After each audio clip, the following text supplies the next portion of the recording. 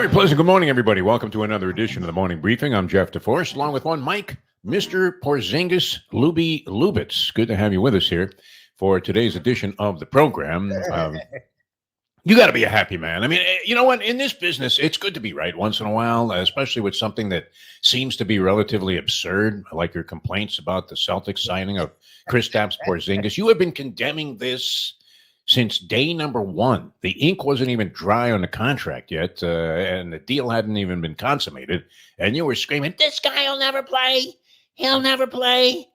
And sure enough, he had a real good season, very effective. As you said, they managed him very well in terms of game management and workload and all of this other stuff, that nonsense that goes on in the NBA. Because I don't know about you, Lubie. I mean, either cut the season shorter or do something about this load management, which they've attempted to do. I understand a player is fragile like Kristaps Porzingis.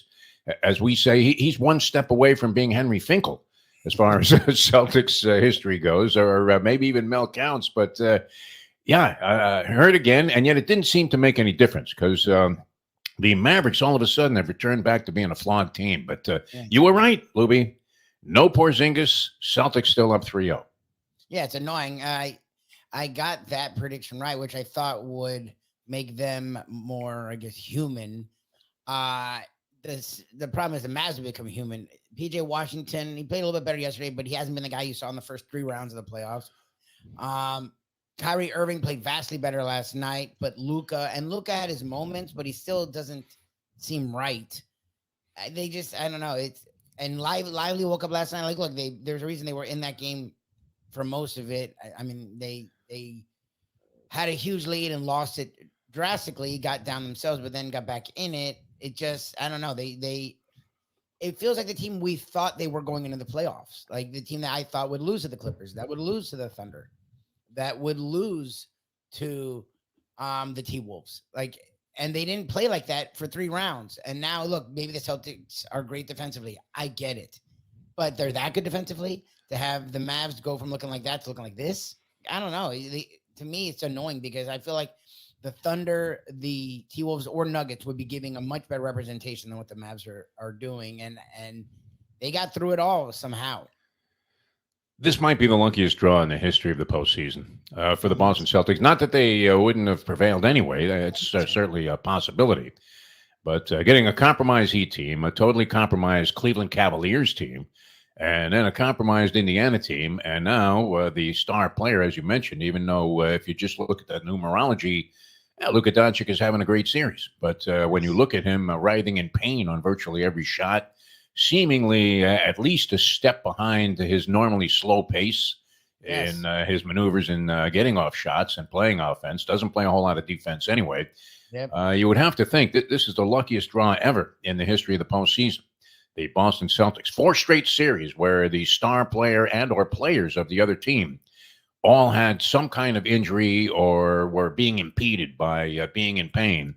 Not that the Celtics probably don't have their problems, and they have had Porzingis in and out of the lineup, and mostly out of the lineup throughout the postseason. But nonetheless, I guess, all of that rhetoric that we were listening to about how superior the West was to the East this year, and how the East was just a one-man band with a bunch of really flawed teams, maybe that's not making as much sense as it did, because representing the West, the Dallas Mavericks right now, really looked to be just a passing fantasy in terms of Mark Cuban winning a championship, and down 3-0, you would have to say. Wouldn't that be ironic, though? The Celtics nearly became the first team last year to bounce back from a 3-0 deficit in an NBA series. So if they lost it this year, I think it would certainly be justified, making history in the process. If you're betting the games, I don't know. We'd be getting buried. I probably would have taken the points with the Celtics last night. I don't know about the money line, but I thought they were getting 2 in a hook, and I figured 2 out of the 3 things that are working in that equation are in your favor. The Celtics could win outright, and it could be a close game. So I'm going with the 66.7 percentage there, and saying, hey, give me the points and the Boston Celtics, and I'll take my chances that Dallas has a really big ball game. But if you are betting the games, and if you were following our opinion for the most part, you're getting buried. So hopefully you're faring a lot better. BetOnline would be your number one source for the NBA Finals and Stanley Cup playoffs this season. Every stat, every matchup, and even live odds and spreads while the games are being played. I mean, you can get involved again. You could have anticipated that 20-2 run by the Dallas Mavericks there late in the ballgame in the fourth quarter and thought, my goodness, I'm in there with a shot. Let me bet them again. When the game's over, head on over to the online casino and get in on a game of blackjack or poker, unwind with one of their over 150 slot games. Head to the website today to get in on all the action. Now use the promo code BELIEVE, that's BLEAV, all caps, for your 50% welcome bonus on your first deposit. Bet online. The game starts here. All right, so we saw what happened last night. We have a big contest on tap tonight in the NHL as we have a pivotal game 3, Edmonton Oilers and the Florida Panthers. Panthers up 2-0 in the series, had to schlep 2,500 miles across not only this country but into another country to continue the series and see if they couldn't bring the first Stanley Cup ever to the South Florida area. South Florida may not be a familiar term to people around the country. It essentially is Miami. That's what we're talking about. Miami, Fort Lauderdale, Palm Beach. Now, we've been entrenched, just ensconced in a steady stream of rain, torrential monsoon-like conditions here in South Florida. Now, I can tell you this, and if you're not familiar with South Florida, if a pigeon takes a shit, the roads are shut down. They're flooded. They had never figured out drainage here. Now, I know we're sitting there at sea level. You can smell the ocean from where I'm broadcasting right now. And yet just treacherous conditions here. So the Panthers' flight was delayed about 3 hours. And they might have been the only guys that got out of the Fort Lauderdale airport yesterday. So they arrived a little bit later than they had anticipated. And things were a bit of a mess here in their hometown. Now, we'll see if that has any impact on the way they play. Barkov, by the way, who got smashed by Dreisaitl. And there were a lot of people speculating that Dreisaitl deserved to have a major penalty in that game, should have had a 5-minute major instead of a 2-minute minor, that he should have also been suspended for at least a game for an atrocious, ugly hit. What you love about hockey, though, it's kind of like the rematch in boxing, where some shit is going to happen in this game tonight. Oh, no, look, to me, first of all accounts are that Barkov is okay. He was practicing yesterday, and by all accounts he's going to play, or they presume he's going to play, so that's good. He passed every protocol. The fact that Dreisaitl did that, he actually left the ice and went after a dude's head, and the replay show he clearly did it with his elbow. And all that happened. Now, he did get taken out of that game, but so was Barkov. So was the guy he took out was out. He should be out too. No further penalties. Then what the NHL is saying is, yeah, you can take a guy out, and we're not going to penalize you. So if that's the case, and the Panthers are this physical team, hello, Connor McDavid. I'm never the one to hurt another player, but fuck you. If you're gonna let guys just look, I know hockey's a rough sport, but get the fuck out of here. There was nothing legit about that in any era, the 70s, 80s. You do a play like that, the next play, your main dude is getting headhunted. That was a joke. And for them to not have any further penalties, it tells me as a Panther, okay, I'm Kachuk and all these fucking dudes and Ekblad and Forsling, I would be coming after fucking Connor McDavid in a way that I never thought about it before. Did you see the two roster moves that Bill Zito made? Now, we've been crediting Bill Zito as being one of the brilliant, this is the general manager of the Panthers, one of the brilliant executives in all of sports. The things this guy has done with a franchise that was not even mired in mediocrity. They were mired in sub-mediocrity forever. Yeah. They had great respect. And I kind of dig this, where it's not a term you can even use today. I like the fact that there is respect for the old schoolers, the old timers in the NHL. Everybody wants to go young, and they want to get the new young superstar coach. Maybe you could find somebody that was coaching college hockey, whatever. But they kept Dale Talon because of the respect that he had around the league in the general manager's position for far too long. Is that a fair statement? This is no denigration of Dale Talon, who seemed to be a gentleman, real hardcore, typical NHL Canadian hard-on that was in the NHL forever. And he had his share of success, but for years and years, he just strung everybody along. here with the Florida Panther franchise. No matter what move he made, even if it seemed great at the time, it just didn't pan out for whatever reason. And that looked like it was going to perpetuate itself into, as they like to say in the legal profession, perpetuity, Lubie. That's forever. It's a fancy way of saying for fucking ever, we're going to suck. And we didn't want that. So some changes were made. Talon was let go, and as Bill Zito comes in, we didn't know too much about him. But, man, he has been brilliant last 3 years under Bill Zito. You had a team that won the President's Trophy, President's Cup, and got knocked out of the playoffs in the second round, unfortunately. Everybody was screaming, hey, same old shit. He makes a couple of bold moves after that, gets him into the Stanley Cup Finals last year, back to the Stanley Cup Finals this year. And in answer to Draisaitl's ridiculous, bogus, thug-like smash of Sasha Barkov, the best player on the offensive side, may not show up in terms of goals scored, but man, everybody loves Barkov because of the way that he plays defense. And we're seeing this very suppressing, suffocating, forechecking style may bring the cup to South Florida for the very first time. But even though it's not typical to have just a clear-cut goon on your roster anymore, Zito last night signed Paul Laws and Peter Worrell. Two of the all-time goons in the history of South Florida sports. I mean, these guys were only in there for one reason. Laws could play a little bit. Worrell couldn't even skate. Worrell was on like training skates. He was one of those guys. Yeah, he was allowed. They made an exception for him because I guess people like to see fights, of course. They like to see car crashes. They like to see fires. They like to see all kinds of dangerous, ugly stuff that isn't happening to them. And they allowed Worrell to use those training skates that you had when you were like 4 years old and you first hit the ice with the two blades.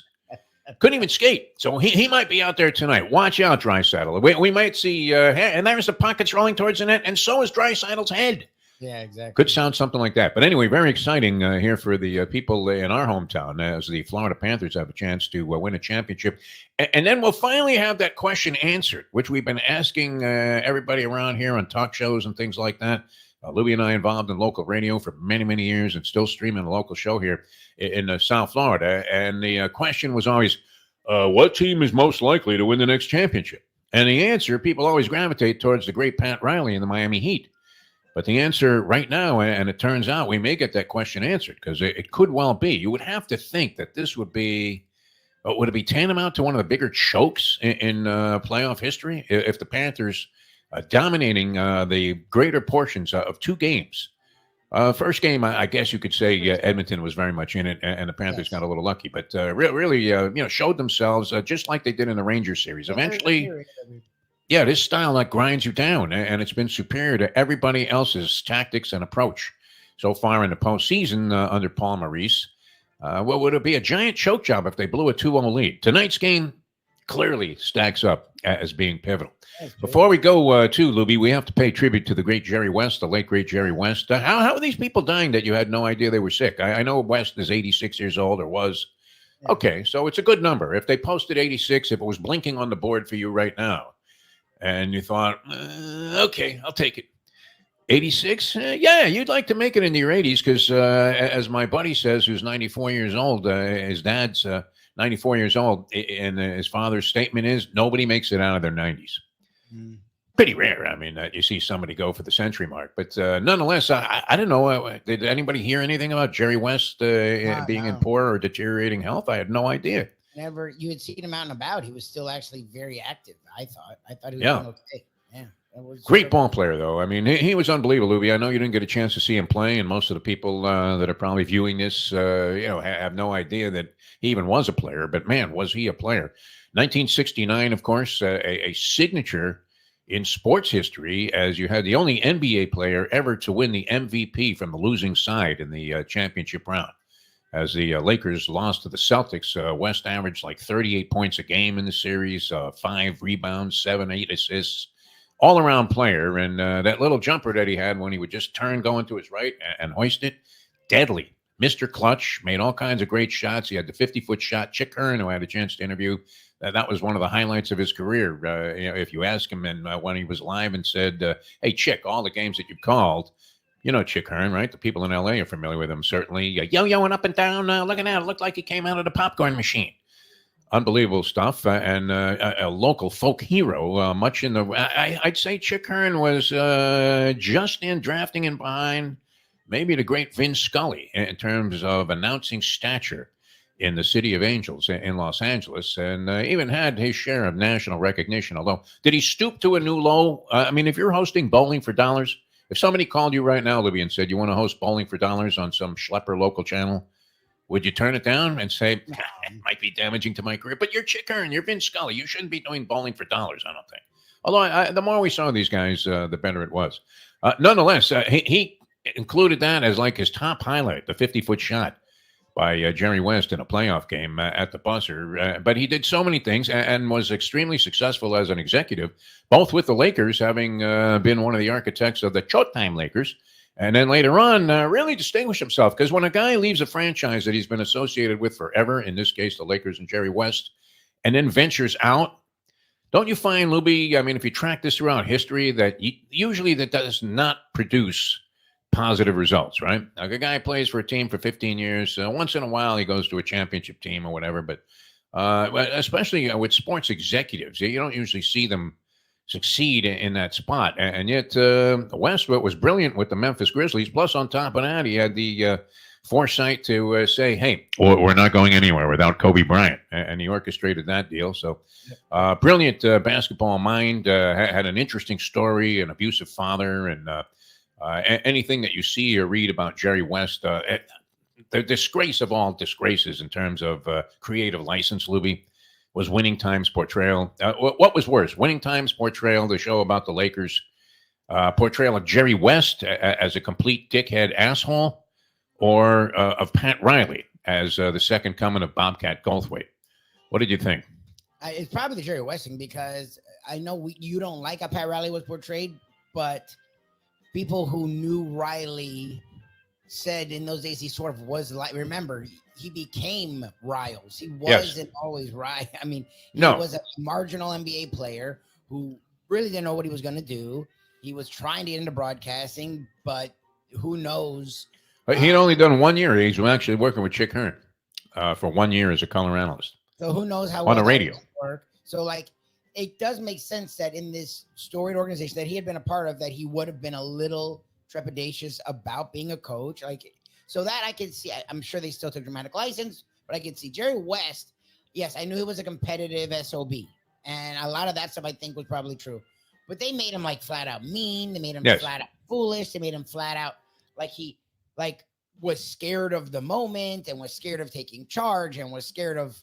He just didn't trust himself, and like the stuff they did with Jerry West was weird. Like, they really portrayed him as an asshole. I mean, he sued them. I think he filed a lawsuit, as defamation of character, which it clearly, I mean, it wasn't even defamation of character. You would have never known, I mean, by the portrayal, if it wasn't obvious that it was supposed to be Jerry West, that there's no way you would have made that association. It wasn't like he was Lee Trevino or Tommy Lasorda and he was glad handing everybody all over the place. Seemed to be just, kind of a quiet, reserved, but very dignified guy who also, and you see some of the tributes in the stories, actually was like a very approachable gentleman in the long run, and really did have a deep appreciation for people and the respect that they had for him as a player and as a basketball mind. But gonna be. I had no idea that one came out of nowhere. Chet Walker, also a ball player, an outstanding ball player. Is Chet Walker in the top 50 all time? I don't know. That would be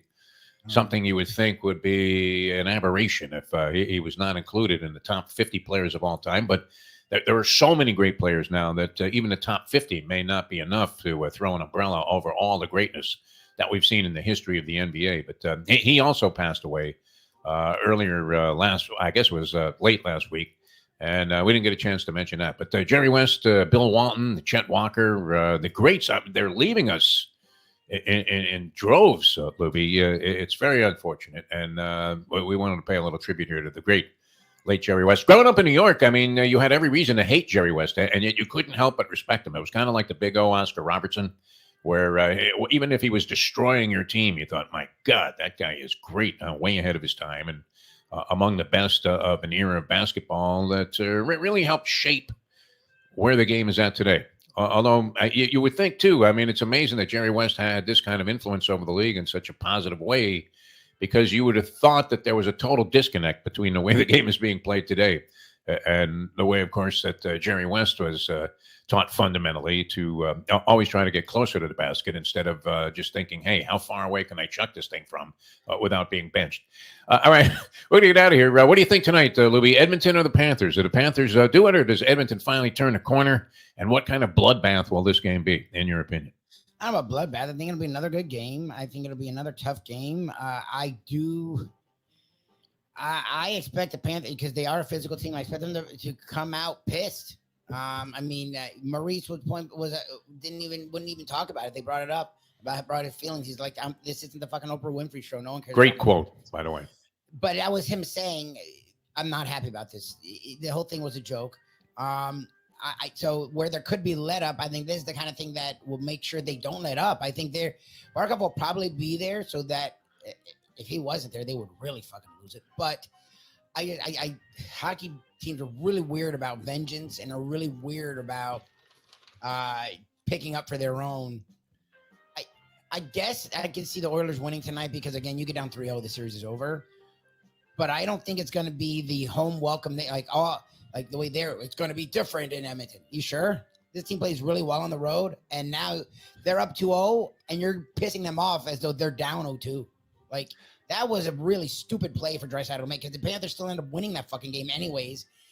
And now he doesn't get penalized further. So you're just going to give them more fuel to the fire. A team that's already dominating fucking you. They've dominated 4 of the 6 periods. And the 2 periods they lost, yeah, they Oilers outshot them, but the Panthers have way better opportunities. So even then, the series was even in those 2 periods. And every other period, the Panthers have fucking dominated.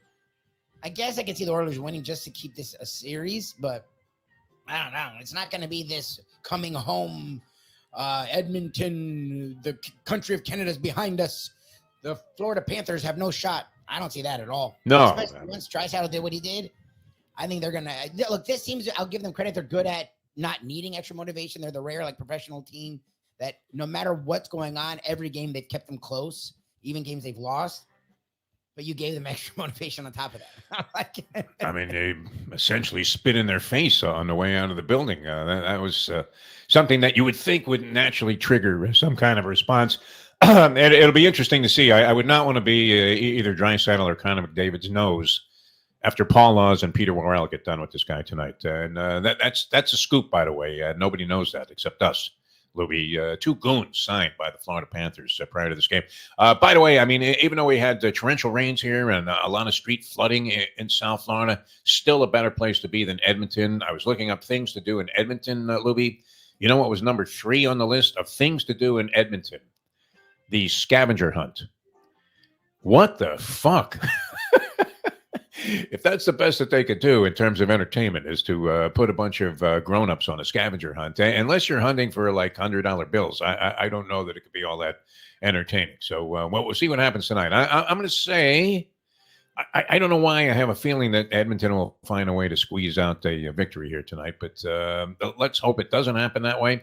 And yet that is my weak sense of what's going to transpire. A 3-2 Edmonton victory on some kind of fluke goal against your man Bobrovsky, who right now is the MVP of the series at 4-1. All right, we have to get out of here. Going to be a lot of fun. Always a lot of terrific things to follow on the sporting landscape. Got the U.S. Open beginning today. Should be teeing it up right about now. Anybody get sucked in to Tiger Woods?